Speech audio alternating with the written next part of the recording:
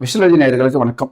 உயிர் பலி வாங்கிய புஷ்பா இன்னைக்கு இதை பற்றி தான் நம்ம பார்க்க போகிறோம். நேற்று நைட்டு வந்து புஷ்பா படம் வந்து தமிழ்நாடு தவிர ஆல் ஓவர் வேர்ல்டு படம் வந்து ரிலீஸ் ஆகிருக்கு. நேற்று தமிழ்நாட்டில் வந்து இன்னைக்கு காலையில் தான் ரிலீஸ் ஆச்சு படம். இன்னைக்கு படம் ரிலீஸ் ஆகி அப்படியே பரபரப்பாக பேசப்பட்டு இருந்த நிலையில் இன்னைக்கு அல்லு அர்ஜுன் வந்து ஒரு வேலை பண்ணியிருக்கிறார். என்னன்னா, ஒரு தியேட்டருக்கு வந்து இந்த first day first show celebrity visit அப்படி இப்படின்னு சொல்லுவாங்கல்ல, அதுக்கு வந்து ஒரு ஆந்திராவில் ஒரு தேட்டருக்கு போயிருக்கிறார். அப்படி போகும்போது அவங்க வந்து கூட்ட நெரிசலில் ஒரு லேடி வந்து இறந்துருக்காங்க. அவங்களோட 2 பசங்க வந்து அடிபட்டு ஆபத்தான நிலையில் ஹாஸ்பிட்டலில் சேர்த்துருக்காங்க. இதுக்கு என்ன மெயின் காரணம் அப்படின்னு சொல்லிட்டு பார்த்தீங்கன்னா, இவ்வளோ பெரிய ஒரு ஸ்டார் ஒரு தேட்டருக்கு போறாரு அப்படின்னு சொல்லிட்டு சொன்னால் முன்னெச்சரிக்கையாக அந்த தேட்டருக்கு தகவல் கொடுக்கணும். அந்த தேட்டரில் ஒரு காவல்துறைக்கு தகவல் கொடுத்து இவ்வளோ பெரிய ஆர்டிஸ்ட் வரும்போது அந்த கூட்டத்தை கட்டுப்படுத்துறதுக்கு அனைத்து ஏற்பாடுகளையும் செஞ்சிருக்கணும். இதை வந்து அல்லு அர்ஜுனும் முன்னறிவிப்பு இல்லாமல் அங்கே போறாரு. தேட்டரும் இதை வந்து கண்டுக்கல. கூட்ட நெரிசலில் அவங்க வந்து இறந்துட்டதுக்கு இப்போ வந்து யார் வந்து பொறுப்பெடுப்பாங்க? போலீஸ் வந்து, அதாவது காவல்துறை வந்து ஒரு வழக்கு பதிவு செஞ்சாங்க. இந்த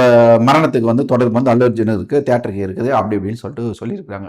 இந்த வழக்கு எங்க போகும்னு சொல்லிட்டு நினைக்கிறீங்க? நீங்க எங்க போய் முடியும்? அல்லு அர்ஜுன் வந்து இதுக்கு வந்து பொறுப்பேற்று வரா, நம்மளால தான் ஒரு உயிர் போச்சு அப்படின்னு சொல்லிட்டு ஒரு பொறுப்பெடுத்து வரா, இல்ல அந்த திரையரங்கம் வந்து இந்த சம்பவத்துக்கு வந்து பொறுப்பெடுக்குமா, இல்ல காவல்துறையை அரசாங்கமா ஒரு உரிய நடவடிக்கை தான் அந்த தேட்டருக்கு வந்து ஒரு சீல் வைக்குமான்னு பார்த்தா கண்டிப்பா பண்ணாது.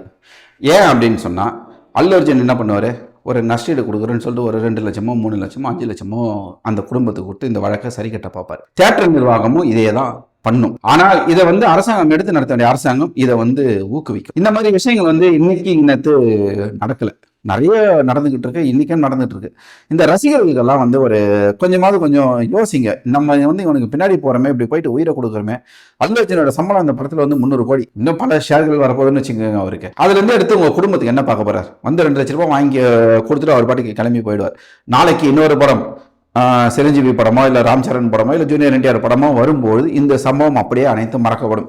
அவங்களும் அந்த படம் ரிலீஸ் ஆனவொடனே என்ன பண்ண போறாங்க? ஃபர்ஸ்ட் டே ஃபர்ஸ்ட் ஷோ போகிறாங்க. இது ஆந்திராவில் மட்டும் கிடையாது, தமிழ்நாட்டிலையும் நடக்க போகுது.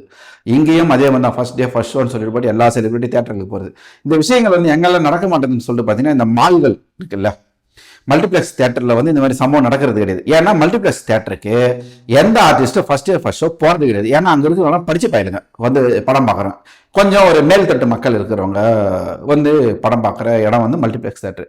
ஆனால் இங்கே சாதாரண தேட்டர் எடுத்துக்கங்க, அங்கே வந்து யாரெல்லாம் படம் பார்க்குறாங்க பார்த்தீங்கன்னா, படிக்காத மக்கள், இந்த டெய்லி கூலி வேலைக்கு போகிறாங்க, தன்னுடைய அந்த நடிகர்கள் மேலே உயிரே வச்சிருக்கக்கூடிய ரசிகர்கள் தான் போகிறாங்க. அந்த ரசிகர்களுக்கு என்ன பண்ணுறீங்க? நீங்கள் ஒரு பாதுகாப்பு கொடுக்குறீங்களா? இது வந்து ஒரு பெரிய கேள்விக்குறியாகவே இங்கே இருந்துகிட்டு இருக்கு. சரி, இப்போ இந்த வழக்கு எப்படி தான் போகும்னு சொல்லிட்டு பார்த்தோம்னா, கண்டிப்பாக வந்து அவங்களுக்கு ஒரு உரிய நஷ்டஈடு கிடைக்குமான்னு பார்த்தா கண்டிப்பாக கிடைக்காது. அல்லு அர்ஜுன் வழக்கம் போல் அவர் போய் படம் பண்ண போகிறாரு. மைத்ரி பிக்சர்ஸ் போய் அவங்க படம் பண்ண போகிறாங்க. அதே தேட்டரில் நாளைக்கு ஒரு சிரஞ்சீவி படமோ ஒரு ஜூனியர் என்டிஆர் படமோ போட்டு அதே மாதிரி ஒரு ஆர்டிஸ்ட் வர போகிறாரு. அடுத்த வந்து ஒரு உயிர் பலி நடக்க போகுது.